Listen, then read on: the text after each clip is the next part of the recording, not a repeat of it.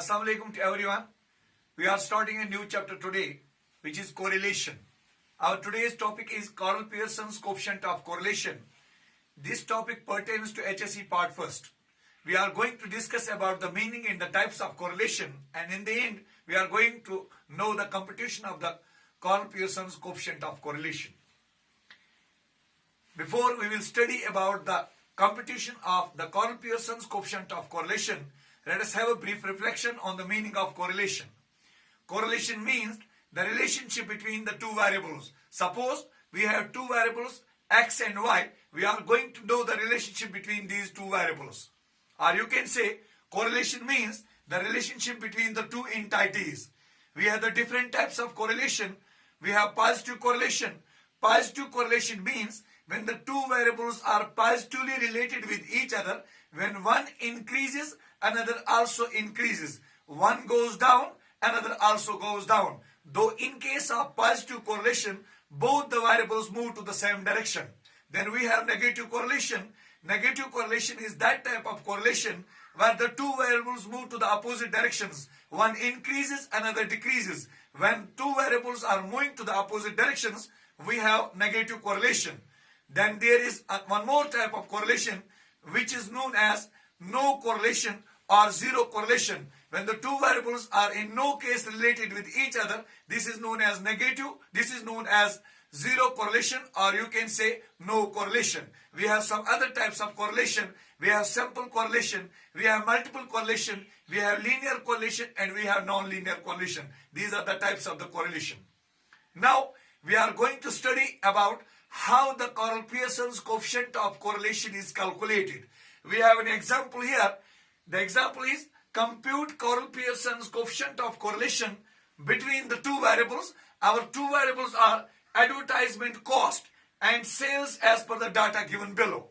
We have in the tabular representation, the first variable is advertisement cost in thousands, that is 39, 65, 62, 90, 82, 75, 25, 98, 36 and 78.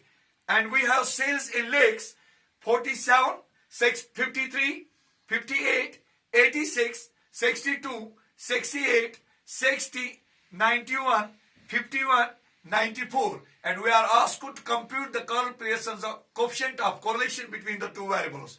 Before we are going to make the solution of this example, let us suppose we are taking the two variables, advertisement cost in thousands as x and sales in lakhs as y. We have the example here. Let me repeat again.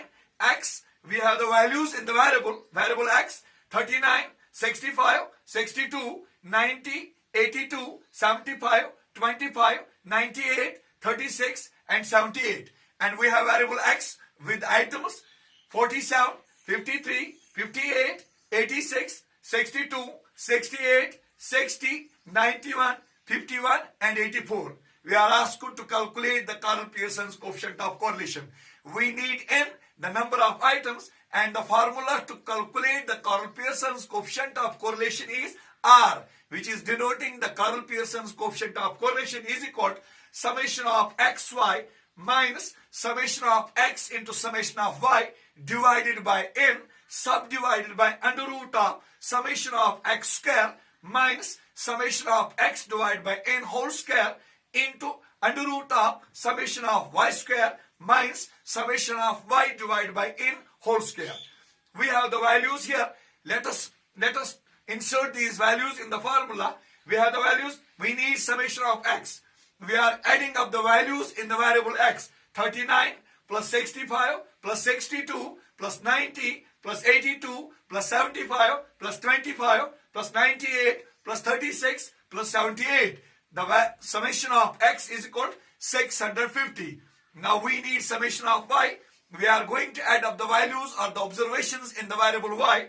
We are adding up 47 plus 53 plus 58 plus 86 plus 62 plus 68 plus 60 plus 91 plus 51 plus 81. Our summation of y is called 660. Now we need summation of x and y. We are multiplying the variable x with variable y. Or you can say the values in the variable x are multiplied with the values in the variable y. Now 39 into 47, 65 into 53, 62 into 58, 90 into 86, 82 into 62, 75 into 68, 25 into 60, 98 into 91, 36 into 51, 78 into 84. The summation of x and y is equal to 45,604. Now we need summation of x square. We are now multiplying the values. We are making the square of the items of the x. Now 39 into 39, 65 into 65, 62 into 62, 90 into 90, 82 into 82, 75 into 75, 25 into 25, 98 into 98, 36 into 36, 78 into 78. Summation of x square is equal to 47,648. Now we need summation of y square.